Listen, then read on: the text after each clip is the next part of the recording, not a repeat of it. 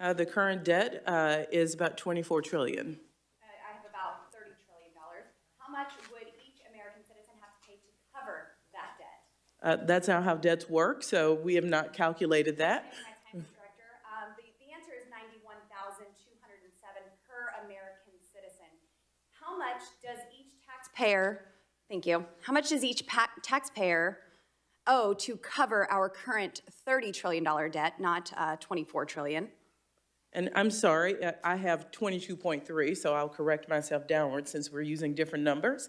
Again, we don't calculate the debt by person, including my 5-month-old. Excuse me, Director. The answer is $242,500 per taxpayer in America. Now, you may have been on track with some of these answers if your numbers were correct with the $30 trillion debt that we actually are at right now. But I would have hoped that you would have the correct answers in your position to all of these questions, as the president and this regime really should keep this debt at the forefront of our thinking in proposing a budget. But this budget that was created is proposed to spend another $5.8 trillion this fiscal year and $73 trillion over the next 10 years. And sadly, it's pretty apparent that you're more concerned with continuing to spend trillions of dollars of taxpayer money on liberal wish lists rather than doing anything substantive to rein in wasteful federal government spending. Now, I've said multiple times, the federal government does not have a revenue problem. It has a spending problem. Now, Director Young, Biden likes to say, show me your budget and I'll tell you your values. So let's see what Democrats really value.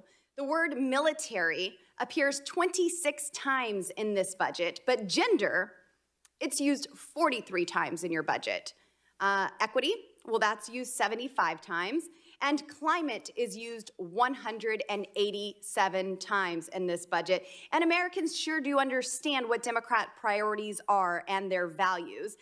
They know that the real cost of these woke policies and so-called values are impacting them, and the bill has come due for these bad Democrat policies. Proposing to spend trillions of dollars on more woke wants, not needs, is absolutely shameful, and really you should be embarrassed to be testifying today and trying to defend this $5.8 trillion budget. Now, during the State of the Union, Joe Biden said that his plan to fight inflation was for businesses to simply lower their costs, not their wages.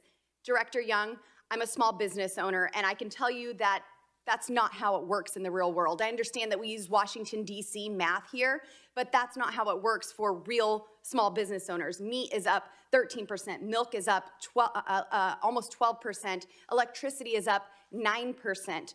Now, as a restaurant owner, how am I supposed to lower my costs if everything that I use is going up? And I certainly wouldn't be able to pay employees higher wages. So with this skyrocketing inflation that's taking place, Madam Director, can you please simply describe to me, define to me what inflation is?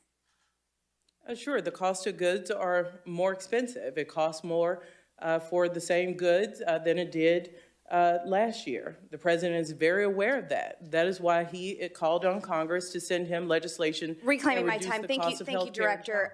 That's not exactly where I was getting at. Let me answer this for you. So Milton Friedman, who won the Nobel Prize in economics, said that inflation comes from too much money being printed in D.C. Specifically, and I quote, he said, inflation is a result of too much money and more rapid increase in the quantity of money than an output. Moreover, in the modern era, the important next step to recognize that today governments control the quantity of money so that as a result, inflation in the United States is made in Washington and nowhere else. So Director Young, in short, inflation comes from Washington, D.C., where the products we use aren't created, but the products we use are made more expensive. Director Young, shamefully, this Biden budget proposes the largest tax increase in American history, and I really think that that bears repeating. It is the largest in American history. The Biden regime either has no concept of how inflation is impacting Americans or simply has no concept for Americans who find the cost of gasoline too expensive because, after all, they can't just go buy a Tesla. How about that for Democrat priorities? Thank you, Madam Director. The gentlewoman's time has expired.